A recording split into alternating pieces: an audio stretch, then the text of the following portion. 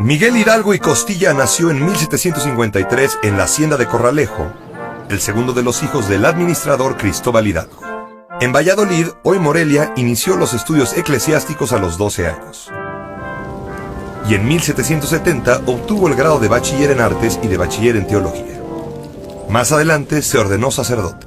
Durante casi 20 años, Hidalgo se dedicó al magisterio y llegó a ser rector del Colegio de San Nicolás. Y en 1803, ya con 50 años, llegó a la parroquia de Dolores.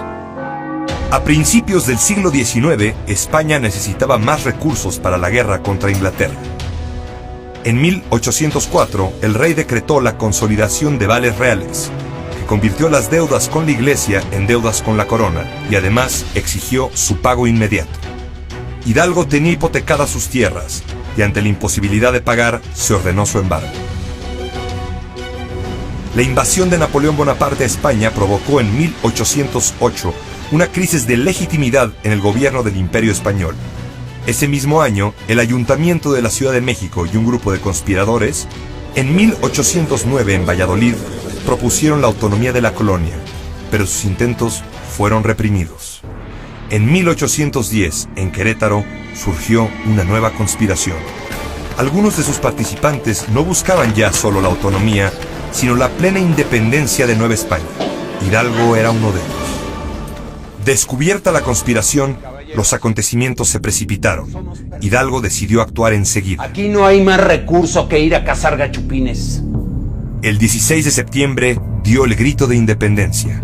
Apresó a los españoles y liberó a los reos. En Atotonilco tomó el estandarte de la Virgen de Guadalupe y comenzó su marcha por el Bajío. Fue a Guanajuato acompañado de decenas de miles de campesinos e indígenas, además de unos cuantos cuerpos del ejército comandados por Ignacio Allende y Juan Aldama.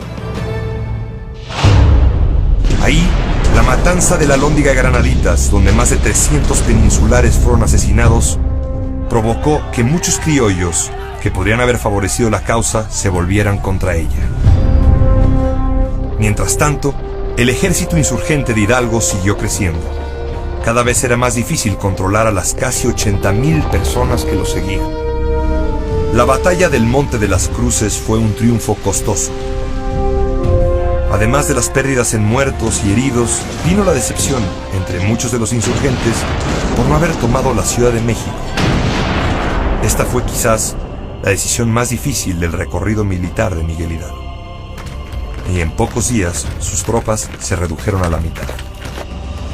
En Aculco, con 50,000 hombres menos, sufrió una gran derrota contra el general Félix María Calleja.